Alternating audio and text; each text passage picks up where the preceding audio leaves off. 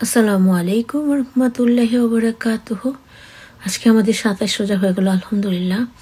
আজকে আমি সবার সাথে অত্যন্ত ইম্পর্ট্যান্ট একটা নিউজ শেয়ার করব, গুরুত্বপূর্ণ একটা খবর শেয়ার করব। আনন্দবাজার থেকে খবরটি প্রচারিত পাবলিশড হয়েছে 16 ঘন্টা আগে। আশা করছি সবাই ভালো আছেন। আর এই প্রত্যাশা নিয়ে প্রথমে আমি সংবাদ শিরোনামটি শোনাবো, তারপরে বিস্তারিত খবরে চলে যাব।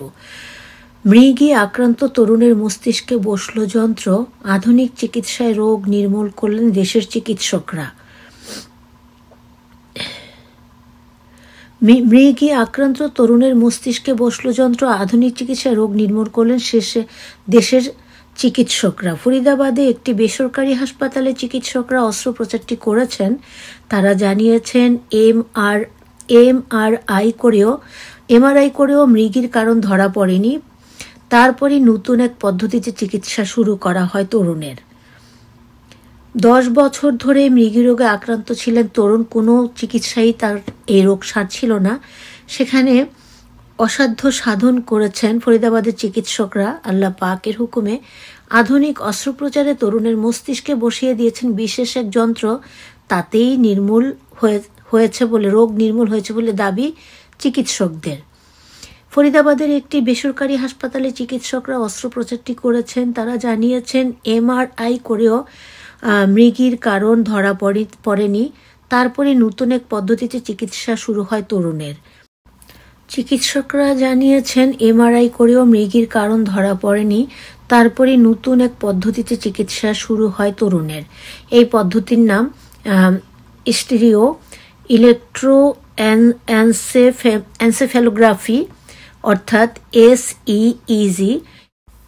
এই পদ্ধতিতে মস্তিষ্কে অস্ত্রোপচার করে ছোট্ট দুটি ইলেকট্রোড বসিয়ে দেওয়া হয় মাথার ভিতরে।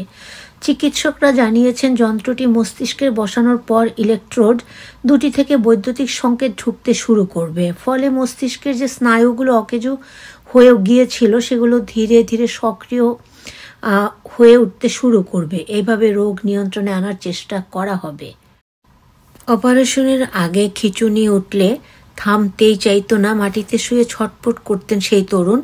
চিকিৎসকেরা জানাচ্ছেন যন্ত্রটি বসানোর পর খিঁচুনি অনেকটাই কমে গেছে তার, রোগও নির্মূল হতে শুরু করেছে, আলহামদুলিল্লাহ।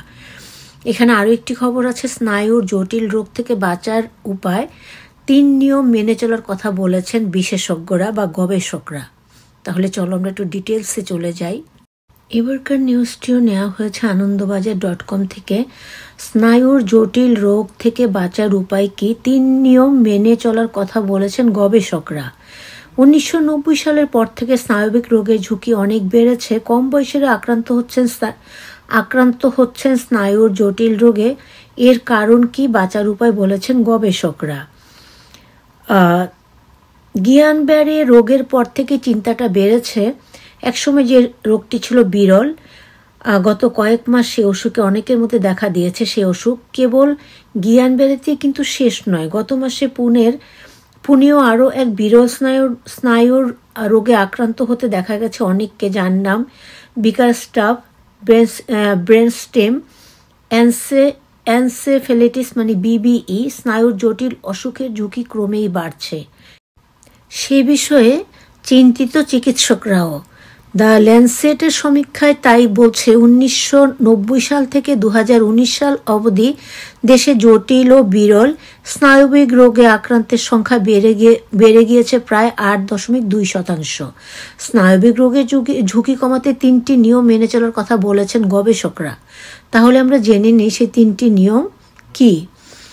ন্যাশনাল লাইব্রেরি অফ মেডিসিন থেকে প্রকাশিত গবেষণাপত্র জানাচ্ছে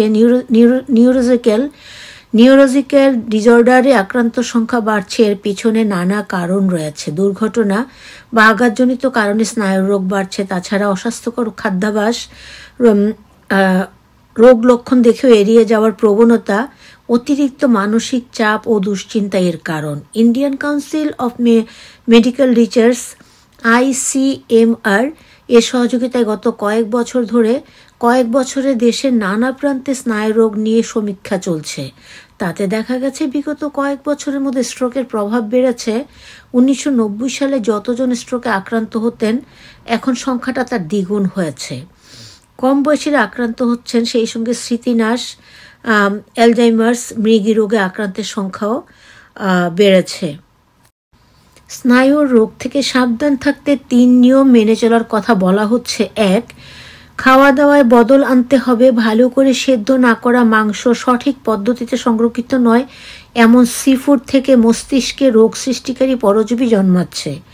দূষিত জল থেকেও পরজীবী সংক্রমণ হচ্ছে, যা গিয়ানবারের মতো রোগীর জন্য দায়ী। স্ট্রেপ্টোকোকাস ব্যাকটেরিয়া, টেনিয়া, সোলিয়ামের কৃমি থেকে মস্তিষ্কের জটিল রোগও হচ্ছে। বহু ক্ষেত্রে মৃগী রোগের কারণও পরজীবী সংক্রমণ বলেই জানাচ্ছেন গবেষকরা। 2. রোগের উপসর্গ দেখে অবহেলা করা এর অন্যতম কারণ। লাগাতার মাথা ব্যথা, বমি বমি ভাব, ঝিমুনি, মাইগ্রেন ও স্ট্রোকের পূর্ব লক্ষণ হতে পারে। আবার যদি লাগাতার মাথা ঘোরা বা ভার্টিগোর মতো সমস্যা দেখা দেয় তাহলে ভেস্টিবুলার সিনড্রোমের ঝুঁকি বাড়তে পারে। সে কারণে সামান্য লক্ষণে এড়িয়ে যাওয়া ঠিক নয়। 3 নম্বর, নিজে থেকে ওষুধ খাওয়া বিপজ্জনক হতে